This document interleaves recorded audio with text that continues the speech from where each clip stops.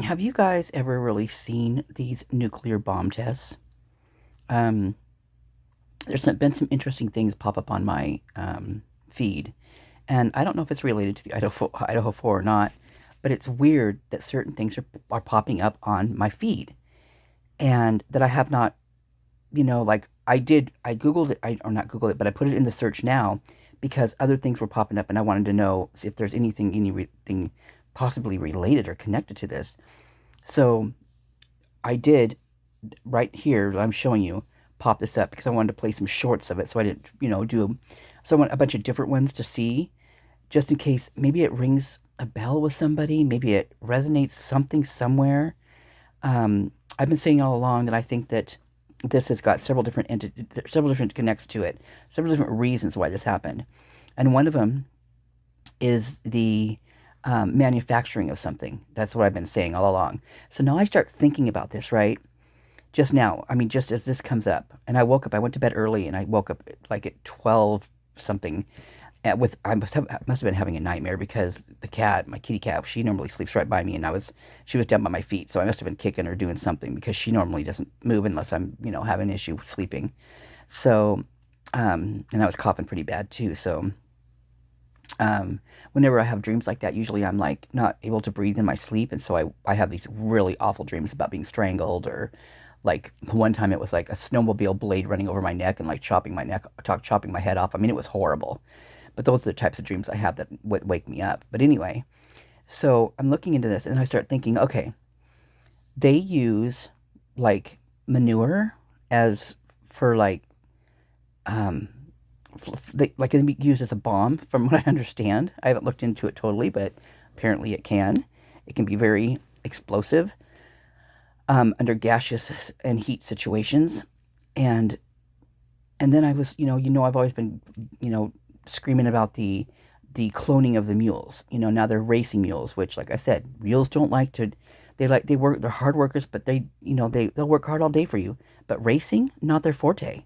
They have to make those mules race, I bet you, and it's not going to be pretty what they have to do to them to get them to race, and that makes me sick to my stomach. So you've got the cloning there, you've got the steroid issue going on over there, and it's prevalent. People may not talk about it, but it is there. I mean, the roommates that used to live in that house, three of them that I can find that used to live there are all OnlyFan bodybuilding girls, and they're hardcore, and they are making money, and they are doing it consistently. And I will bring you some of Kendra's stuff shortly. I've got a bunch of her stuff, and she was a roommate. And another thing is, why did they move out when they did? Why did they get out of that house before they were put 6 feet under? You know, well, how did they get out? And these four didn't. What did they know that these four didn't? Or was it that Maddie just told Adam everything? Now I've come across some Venmos where Adam's doing some serious deal in there. I mean, he's like bopping back and forth. In my opinion, speculation only. This is what he's doing. Just the things that they write in there. Come on. I mean,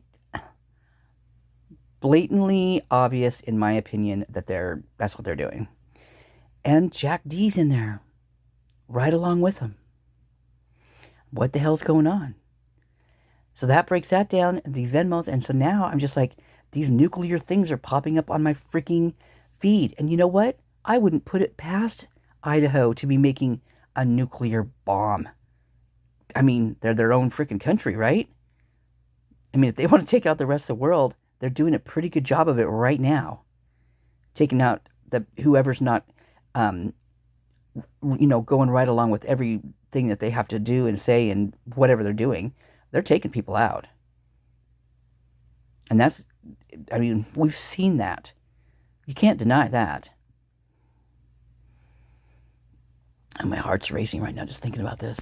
So anyway, I'm going to bring you some of these videos right here and some of the things they say about them. And I want to thank all the people that I'm going to be doing this. I'm not sure how to tag everybody in this because I'm not really familiar with the shorts, TikToks, and all that kind of stuff. Terrible with that. So I want to thank you in advance for all these unbelievable videos that, well, I know they're unbelievable. I literally watched the first one that you're seeing up in the corner on here right now. I watched that one. I was like, holy crap.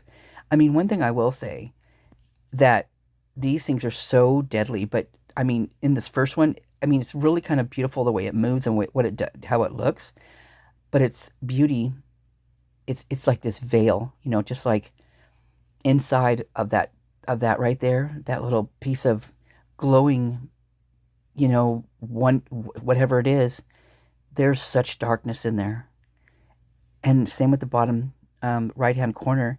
These images are unbelievable. I mean, they're magnificent in what they look like. How they work and how they, but that's all in there is just pure evil. That right there is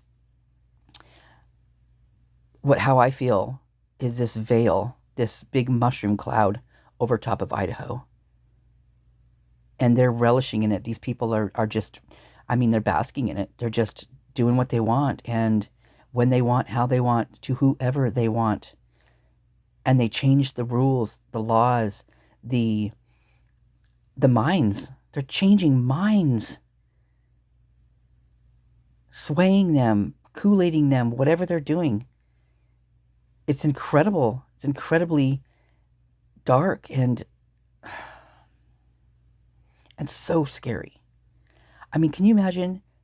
Say you're someone who's living there right now, and you are knee deep in what's going on with us creators. I don't even like to call myself creators. Like, it seems so weird with the YouTubers into true crime, and they're watching this all unfold, and they're feeling this because they know there was something they were feeling a little bit weird about, but they couldn't quite put their finger on it. Now they're watching all this unfold. Can you imagine how freaking scared they must be? Especially if they don't have the monetary means to get out in a timely fashion. I mean, you would have to be like, you'd have to like, here's how I would feel. I would feel, oh my God, what have I ever said in the past? Have I ever said anything about anybody or something that they're going to come after me? I mean, I would be so paranoid. And I just can't imagine what these people must be going through. The ones that, aren't protected. Because damn straight, there's some protected people in there. And there's so many billionaires in that area, you guys. It is nuts. It's nuts to think of all those good old boys being millionaires and billionaires. It's crazy. But they are. And you know how they got there? Stomping on the backs of others and putting them under the ground. That's how I feel about it. Pure speculation, all my opinion. But you know what? We're seeing it. We're seeing it in real time. And it hasn't stopped. You know how many deaths and overdoses and what's and the livings of them taken by their own hands have happened since the Idaho4 slayings? Well, there's a lot.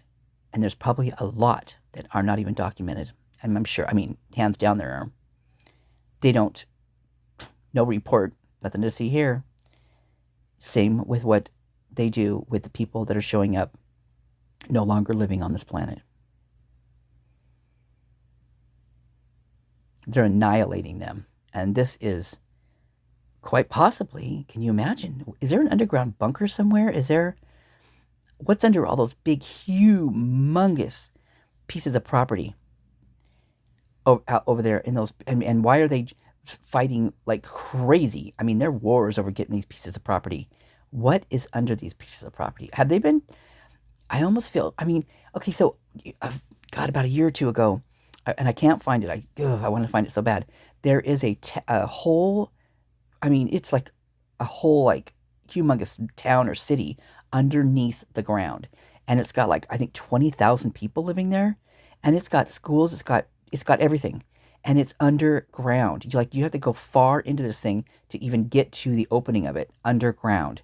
It was unbelievable, and I've been trying to find it ever since, and I found other ones, and there's a lot of them out there, but I cannot find this particular one, and it was nuts. I mean, it was thinking about it now, reflecting back on that, watching that video, I'm surprised I didn't save it because it was so fascinating to me and so,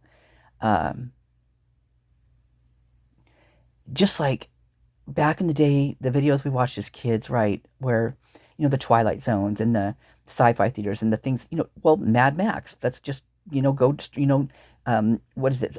Escape to New York, with where things are happening, where the world goes freaking bonkers, and it's no longer, people are fighting over properties or land there, but mostly what they're fighting for, which will be the end of this world, in my opinion, and people will kill for it, is water. It's the water rights. It's the water that's going to be the end of this world, because we all need it. And when things happen and things get like these areas that get annihilated, there's no water. There's nothing that survives there within this huge this ungodly amount of radius around this place.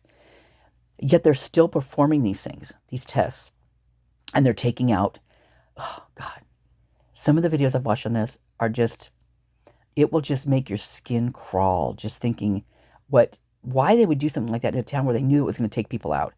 They did it anyway. They knew what it was going to do, and they did it anyway, to test their theory, to see what they were going to have in their dark little dirty hands to keep hidden when something happens in this world, or they're someone's coming after them, whatever it may be, but where they're going to annihilate a chunk of this world, a good large chunk.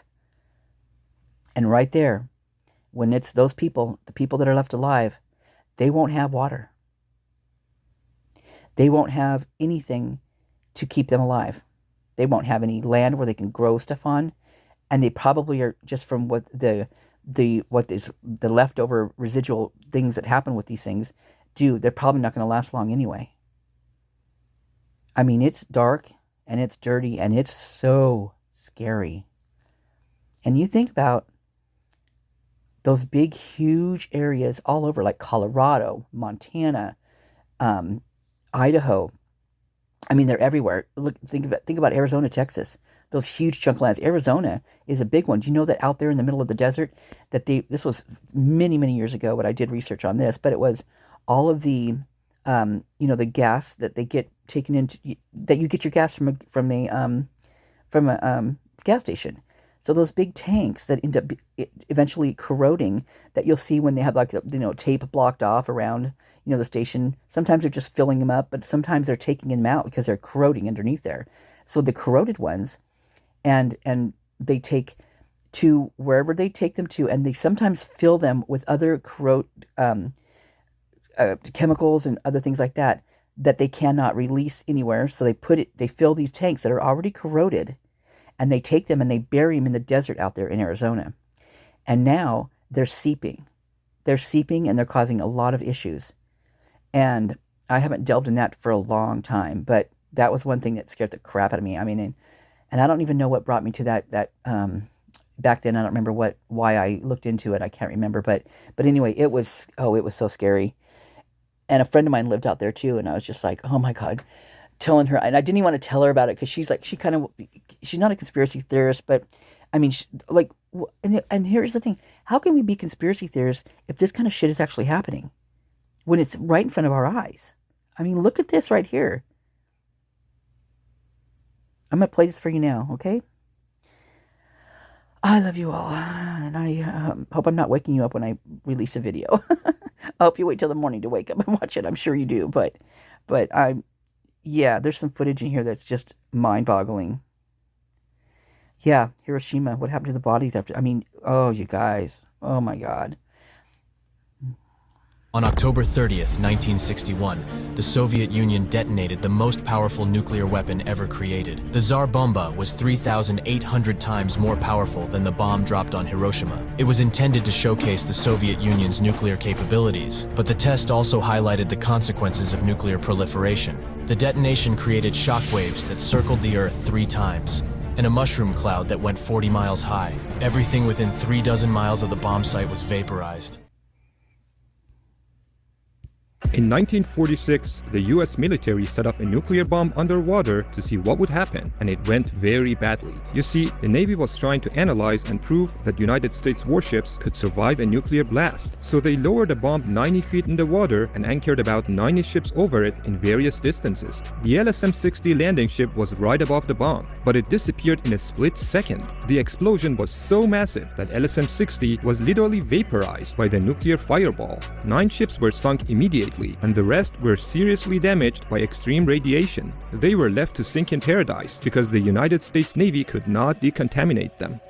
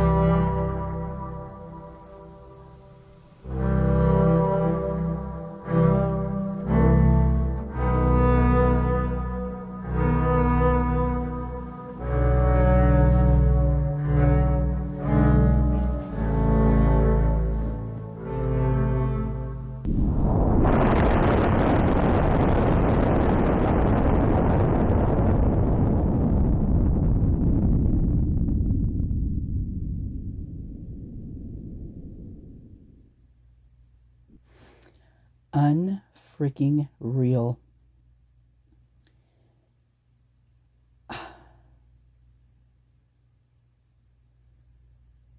Literally, no words. So then you've got this. So you've got the Russians and other countries doing these tests, right? And taking out, annihilating places. And then you have the United States faking these bombs to try to fake out, these other countries that are doing this to show that we've got this, whatever. You know what I think? I think they do fake them, but I also think they have them.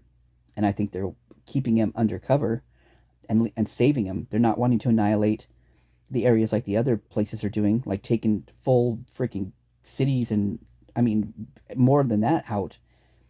These, possibly, in my opinion, we're sitting on it, and they're just, oh, God. It just chills me to the bone to think this. But I love me some Joe Rogan. So here's one of the things on this one. Faking these bomb tests to freak out the Russians.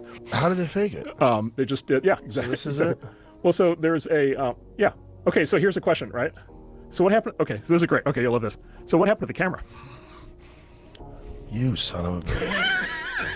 You son of a bitch. What happened? How is that happening yet the camera's like totally stable and fine? Oh my God. And by the way, and the film is fine. Oh my God. This looks like how you shoot. Well, by the way, okay, we'll do this one. We'll do the loop one more time here. Oh, okay. It just showed up. So wait a minute. First of all, wasn't there. First of all, where'd the car No come car. from? No car. Second, does it really look like car? Does that look like a real car? That's insane. What? Right. So like the fucking car. Wow. Basically. I forgot about Nevada. 9, 8, 7, 6, 5, 4, 3, 2, 1.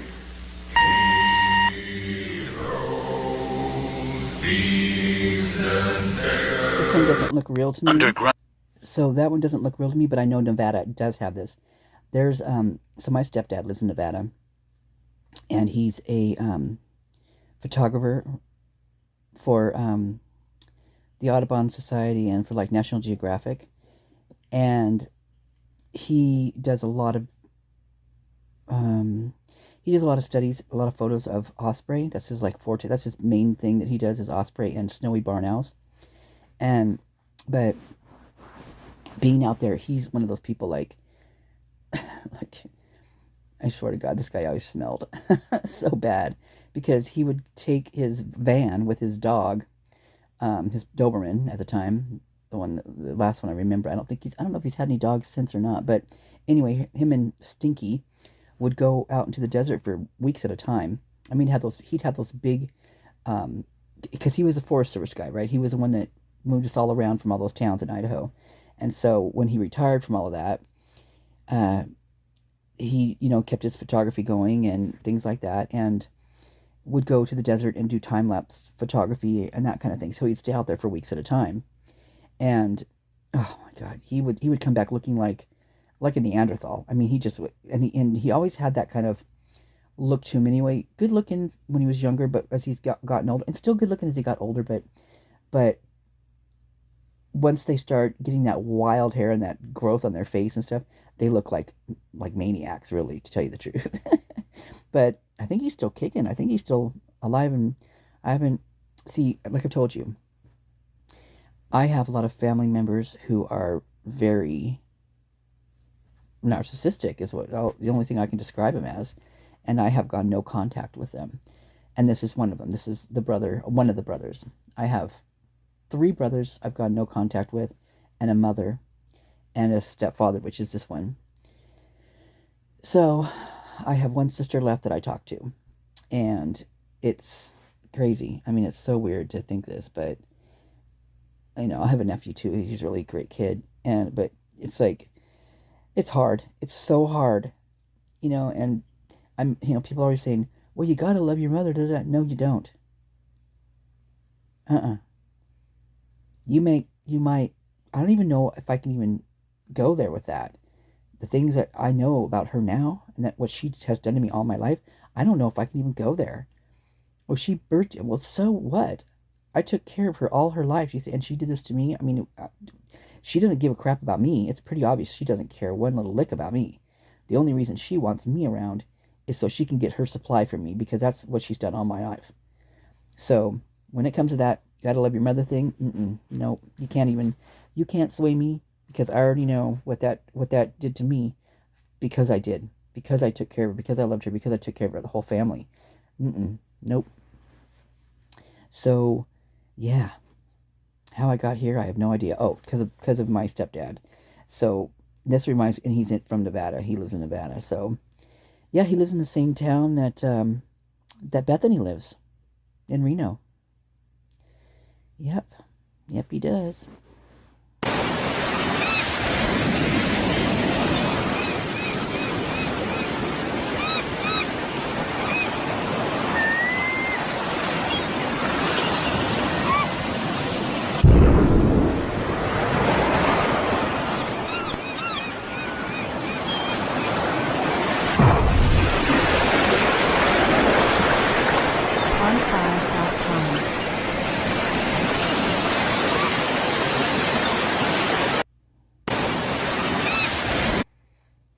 So, you guys, if this is actually real, first of all, whoever did this, it wasn't in 1958, because it wouldn't have, the color of the film that would look this good.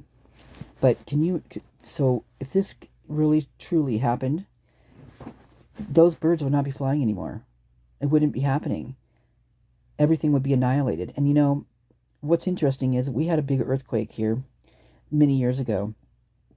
And the day I lived right on the bay, and the day that this happened, before I went to work, I right on the bay, so look out my front window, and the bay's right there.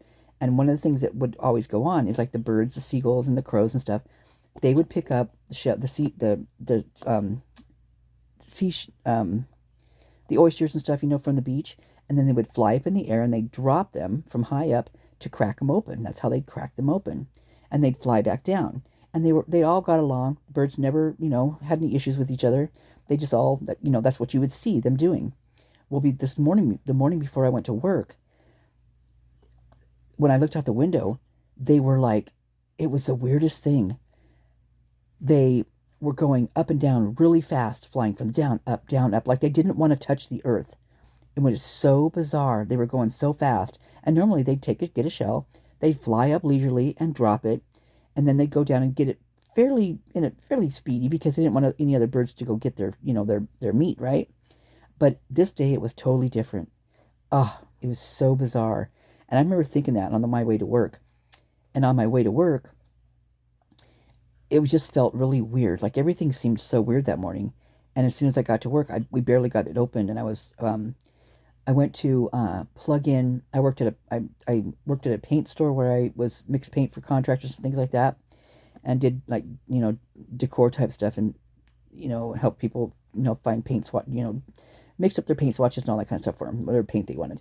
So there was a contractor in there bright and early, and and it was so weird because a friend of mine who had never been down there was walking through the front door, and my manager was just, or was he through the front door? No, he was already in the store, and I was in. So the front door is the main street going down through this town, and it's all glass windows, like it was all glass, and so my manager was walking up towards the front of the store at the time, and my friend was back by the back where we would mix the paint and where the station was, and we had this for these 5-gallon paint buckets. There was a thing you'd stick them on. You'd put them inside this thing, and then you'd and it would shake them. It'd mix them up. So it just like just like anyway, like an off-balance washing machine, but not quite. It was even more shakeable. Shake. So that we always unplugged it at night, and so I put the 5-gallon bucket in there because the contractor guy was already there, and it was waiting for him, so it just needed to be shaken up and mixed, right? So I stuck it inside, and then I looked up and I noticed my friend who was standing at the back door. I'm like, "Hey, Warren, what's up?" And he was right by there was a back door right there, and so he was right there standing by the door, and I think the door was even open. But anyway, so I put the bucket in there, the 5-gallon, and I went to plug it in. Or no, I was standing there, and I knew I still had to plug it in, right? Because we always unplugged it at night. So I'm looking down, and all of a sudden it starts shaking, and I'm thinking to myself, "What? This thing isn't even plugged in. What's going on?" And it dawned on me what was happening, and I'm like, I literally jumped into this mode, so weird too. I'm like, to the manager, I'm like, get back here, get away from the front windows, there's glass. And I'm like, to my friend Warren, I'm like, get out from under, get away from that door, come back over here in this corner. I mean, it was like, I was like in this, just mode where I just took over, trying to protect everybody. It was so weird. We had, that building luckily had been a retroed, is what they call it, 2 years, I think, prior to that. And thank goodness it was, because there's a lot of paint that came off shelves, a lot of stuff that happened, but that whole downtown area, all the face of those buildings, the roads buckled up. You couldn't even drive around the lake down there. It was a mess. And I lived right on the bay, and all I could think about was my cats. And I'm like, oh my God, I'm so close to the water. I'm thinking, oh my God, did the house slide into the bay? Well, of course, we all, left eventually from our jobs because we couldn't do anything. It was, power was out. It was a mess. And so driving home was weird because I couldn't get to my house from either way, any road that would take me to there, because the whole bank from the freeway had slid down on the bottom road that would be the other way to get to my place, and into the road, so nobody could get past it. And so I had to go 30 miles out of my way. I had to go all the way around to get back around the other way to get back to my house. And it was so weird that when I got there, because things were so, it was like it was a rolling, the way it happened, because you could tell by the things that were knocked off how it happened, because it was almost like it rolled and pushed, like it started rolling, and then all of a sudden there was this big poof, where it just pushed the earth like really quick, because all the stuff on the shelves on that side had fallen off the shelves, had been thrown off the shelves. And it was just, God, it was so weird. But I'll never forget the birds. The birds were just so telltale. And this right here, you imagine when a nuclear, especially when they do it underwater, look what they're doing. First of all, they're leaving all the toxins in that water, and they escape through the air, of course, but you've got them in that water, and there's no life left in that body of water for how many miles around, the radius of it, I don't know, but there's got to be a huge repercussion. And then what about the ones that are still left alive, that have gotten that radiation into them, and they breed, and they keep breeding that radiation? Is that possible? Probably. shit, anything's possible, really, if you think about it in the realm of things. But this right here is hard to believe. I mean, maybe they altered the color and did all that kind of stuff. But yeah, there's things out there that are not true. Exactly, in everything, right? They're going to cover this up. They're going to do that. They're going to do that. But there's something in this Idaho4 case that keeps me just wanting to fight for them and get them justice, because there's something that everybody knows that nobody's talking about. And it's like under this veil of this big old mushroom cloud. Now I'm going to start right there from that veil of that mushroom cloud, and I'm going to say EcoShield. Kaylee was going to be working for this company called The Shield. The Shield, basically this huge company that underneath it, like this umbrella, all these little companies, right? We've got EcoShield, which is pest control. Pest control. There's a song that Madison Moye likes to sing and do a little dance to, and her brother likes to point his fingers like he's shooting a gun. And it's like something rats, bop bop, take a bat, bop bop, apply her head, something like that. I can't remember what song it is, but it's pretty telltale. Her videos tell me a lot. Her videos lay down the law, like what happened, in my opinion. Not only that, but they both have articles out there that they've talked about the night that they saw him, and Matt talks about how he's the one that called the cops on them for the noise complaint on the day Kaylee was there, the first day she was there. He admits to being the one that called. It was 5 o'clock in the early evening when he called. He couldn't just walk down the hill and say, "Hey, can you guys be quiet?" How about he walked down the hill and tell the frat boys on the other side, who were being really, really loud, to be quiet? Well, you know how that goes. You know how that rolls. He's a frat boy. Matt was, how Saeed said, "Yeah, we were at Matt's party, Yeah, okay, yeah, all right." So Matt now is a pilot for the Air Force, and so was his father. His father is a pilot, I believe, still. Fallon, Nevada. Fallon, Nevada is where they trained the Top Gun, jet flyer, that fly the jets like Top Gun, Top Gun guys, like, that's Fallon, Nevada. That's the training area where they do that, where they train those Top Gun fighter pilots. That is Matt Moye's dad. So you're going to tell me that there isn't some intel going on there somewhere all around that house? You think about all the people around that house. You've got that one up there on the hill that is in Fallon. You've got Kane, who was the CIO of the freaking Gritman Hospital, which is the information specialist, the CIO. He knew everything going on in that hospital. You've got the university across the way. You've got Green's house, who looks directly... He tore that other house down. Screwed that other house. I want a house with windows and probably a telescope, in my opinion. I bet there's a big old telescope in there. I bet you there is. And I bet it's looking right at the King house. Or it used to. Maybe it still is. Maybe he's afraid people are going to dig stuff up over there. I don't know. But, in my opinion, I believe that to be true. So, what was taken out? I mean, you think about the radius of you think about the main thing of what's going on there, right there, in that university, right there in that little area. What's the main thing underneath that water, underneath that veil, underneath that umbrella that caused such damage to those 4 students and ones previously and the ones after? What is so big that they need to take people out so they don't talk, so the information about what they're doing does not get out? What is that huge? And what radius does it cover? Like these nuclear bombs. What radius is affected by this?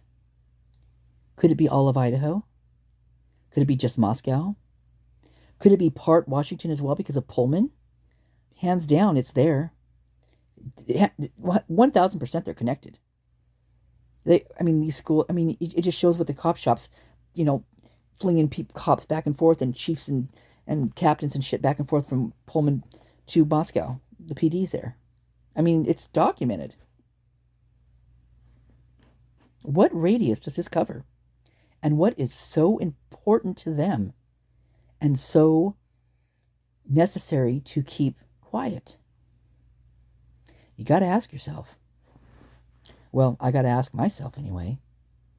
Destroy the world. In 19 you need to destroy the world. In 1942, nuclear scientists calculated a terrifying probability. Only a few are helping the military figure out what is the smallest bomb you need to destroy the world. In 1942, nuclear scientists calculated a terrifying probability. Each atomic bomb test had a 1 in 3 million chance of starting a chain reaction that sets the world on fire. Luckily, we're in a parallel universe where that didn't happen. But now, we also have bombs that are much stronger. Less than 20 years later, in 1961, Soviet scientists tested the Tsar Bomba. That was already 3,000 times stronger than Little Boy. The key innovation there was in harnessing nuclear fusion on top of nuclear fission. But 1961 was 60 years ago. What's the biggest bomb today? Well, technically, most countries have agreed to stop developing nuclear weapons. Some countries don't think it's fair though and continue to improve their nukes. But today, most nuclear scientists work on nuclear energy, which is 820 times safer than coal. Only a few are helping the military figure out what is the smallest bomb you need to destroy the world, or a state, or several states? And where would you build that bomb? Probably underground, I would think, because they don't want anybody, finding out, right? That's what I'm thinking. Pretty cool, right? This is what a nuclear explosion actually sounds like, so listen up. So that first sound was the electromagnetic pulse interfering with the recording equipment, but since we're about 7 miles away, it's going to take a few seconds for the sound of the explosion to actually reach our ears. So it's a really great example of the mismatch between the speed of light and the speed of sound. And since we know we're about 11 kilometers away from the explosion and the speed of light is 343 meters per second, we could actually say with certainty that we'll hear the sound around 30 seconds after the explosion happened. Or in 3, 2, 1. Pretty cool, right? Okay, this is a computer generated, but this is going to show you, how they feel with the radius of a nuclear explosion like this, what it would do, and the radius of what it would affect, and how heavily and whatever it would affect. And it is unbelievable. It's so scary.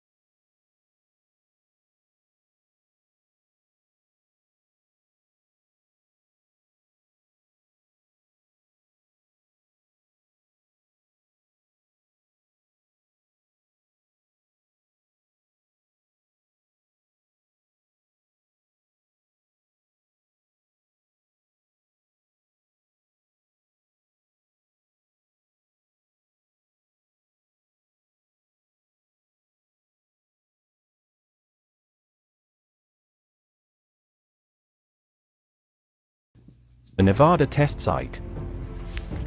Leaving Japan with just one single option: defeat. The horrific dropping of 2 nuclear bombs. What did it look like? In the early morning hours of August 6, 1945, an American bomber took flight from the secluded island of Tinian and headed towards his first fateful target, the bustling city of Hiroshima. Upon reaching the city, the pilot released the heinous atomic bomb, a weapon that would alter the course of history forever. The bomb detonated with an unimaginable cataclysmic release of energy.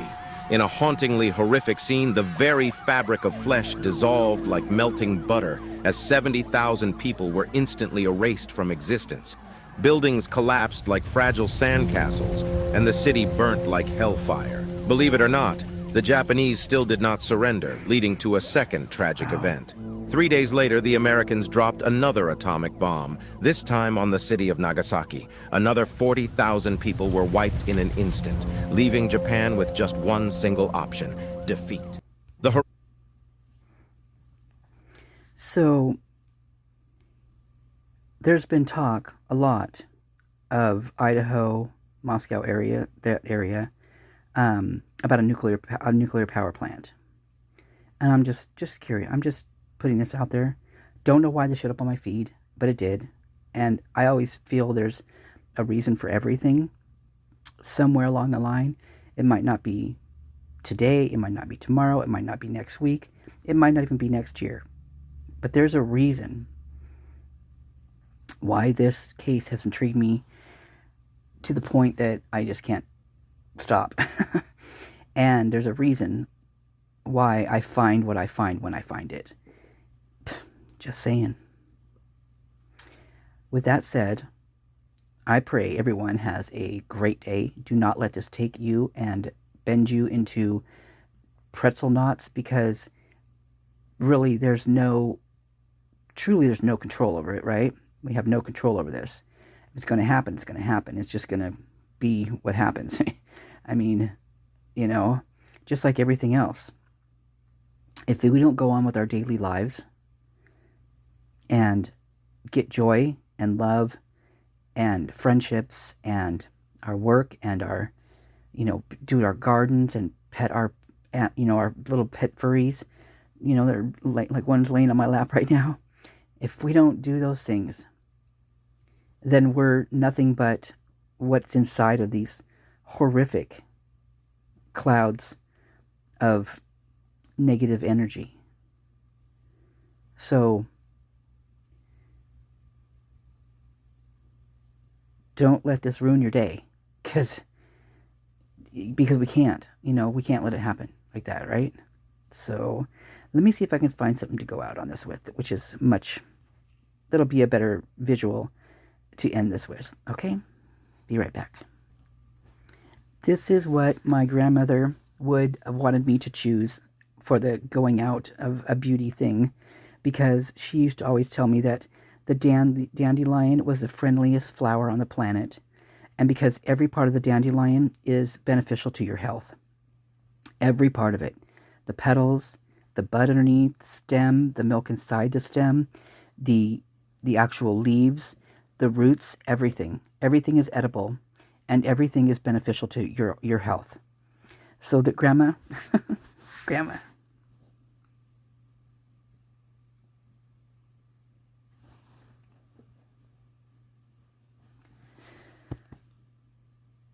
this one's for you.